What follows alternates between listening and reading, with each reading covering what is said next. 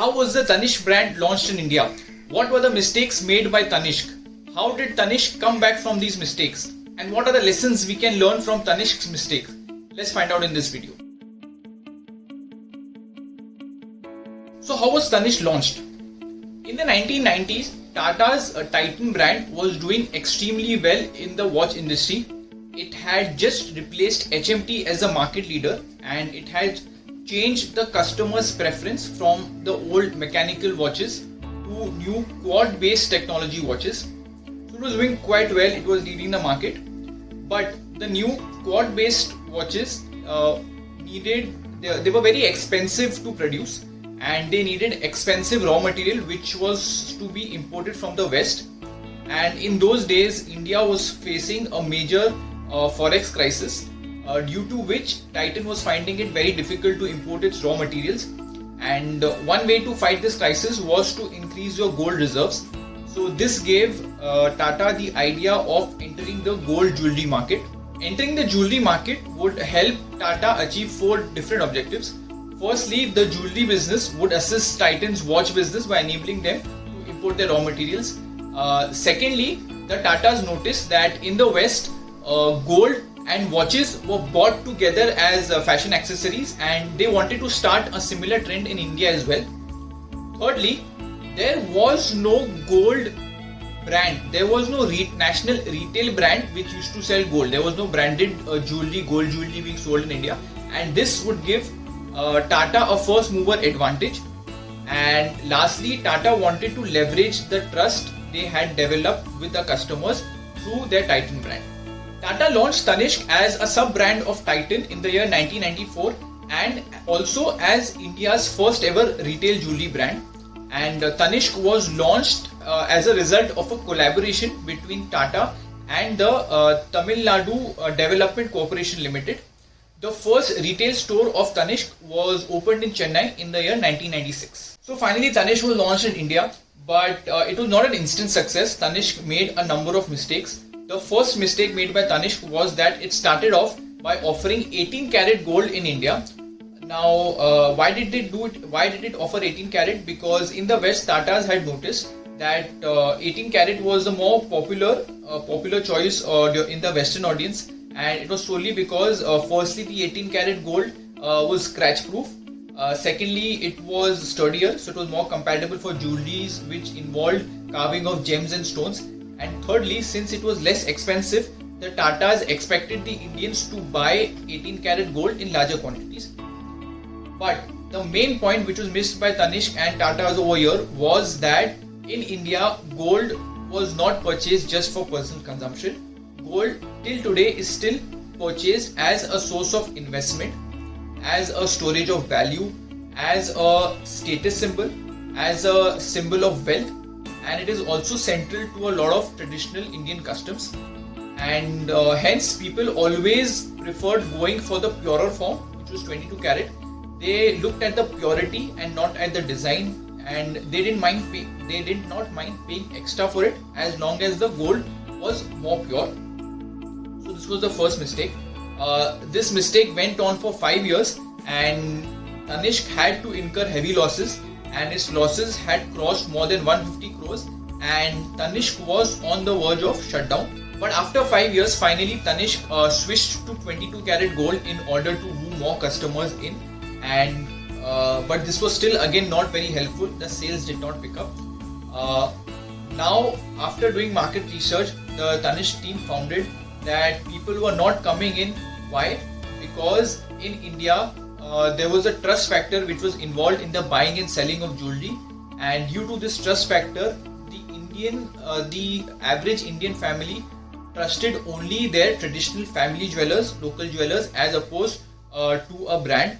And since there was no other brand, Tanishq was the first ever brand, the people still preferred going to their local jewelers, firstly because of the trust factor, and secondly because they found Tanishq to be extremely expensive. Now, Tanishq's MD at the time, Mr. Zaxis Desai, he did extensive market research to find out that how were the local jewelers able to provide gold at such a low rate, and this is when he found out that the jewelers were actually implementing fraudulent activities. They were giving impure forms of gold, and they were selling gold at a higher price than it should have been sold at, and they used to sell 18-19 karat gold as 22 karat gold to the customers, and thereby earning higher margins. This is where Tanishq made its most groundbreaking transformation. It introduced the carat meter, which was a machinery meant for testing the purity of the gold. Tanishq had imported the carat meter all the way from Switzerland, and 1 unit of the carat meter costed 10 lakh rupees. What Tanishq did was it invited the customers to its stores to get the purity of their gold checked in the carat meter. 60% of the gold which was tested turned out to be impure. Now, this came as a huge shock to the customers. They were devastated. They could not believe that their trusted family jewelers had cheated them. There were higher footfalls in the Tanishq stores, but higher footfalls did not mean higher sales. As by introducing the carat meter, what Tanishq did was it made the customers aware of the problem, but it did not provide them with the solution. So more footfalls did not result in more sales, but it just resulted in the customers being disappointed and leaving the stores. In order to overcome this problem, Tanishq introduced its second groundbreaking strategy, which was the 1922 strategy. Now, what was this 1922 strategy? Tanishq invited the customers to get the gold tested in the carat meter, and if the purity of gold was found to be between 19 carats and 22 carats, Tanishq would then provide jewelry of 22 carat to the customers, and in return the customers would have to pay nothing, but they would only pay the making charges. Now, this idea was so revolutionary, it got so popular that the sales of Tanishq went through the roof. The sales grew so rapidly that there was a time when the Tanishq stores were doing sales of 1 crore daily. This helped Tanishq in breaking the trust barrier which it had with its customers, and Tanishq started growing at such a rapid pace that soon it started contributing more than 85% of Titan's total revenue, and it helped Titan in becoming the second largest company in the Tata group, only after TCS, which was Tata Consultancy Services.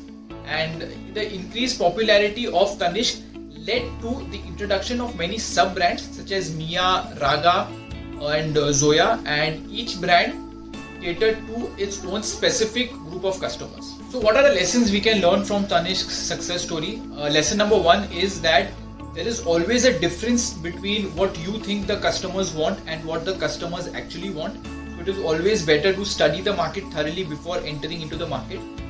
Tanishq thought that, like the Westerners, even the Indians would prefer buying the 18 karat gold, but what they did not know was that when it came to purchasing gold, purity of the gold mattered more to the Indians as opposed to the price. Second lesson over here was that when you are making the customers aware of the problem, it is equally important for you to provide a solution to the problem. Tanishq made the customers aware of the local jewelers' fraudulent activities, but what they did not do was to provide a solution initially, and later when they realized their mistake, they came up with a 1922 strategy. And the third lesson over here is you should never ever compromise on your core values. When Tanishq found out that the local jewelers, family jewelers, were implementing fraudulent activities and hence were able to sell the gold at a cheaper rate, they could have easily done the same. They could have easily sold 18 karat gold as 22 karat gold. But since the brand Tata stands for trust, it wanted to maintain the trust factor with the customers and make the customers trust Tanishq even more. They never compromised on their core values. So that's it from my side in this video. If you were able to derive some value from this video, please share it with at least one other person. Please like, comment, share and subscribe. Keep learning, keep sharing. I will see you in the next video.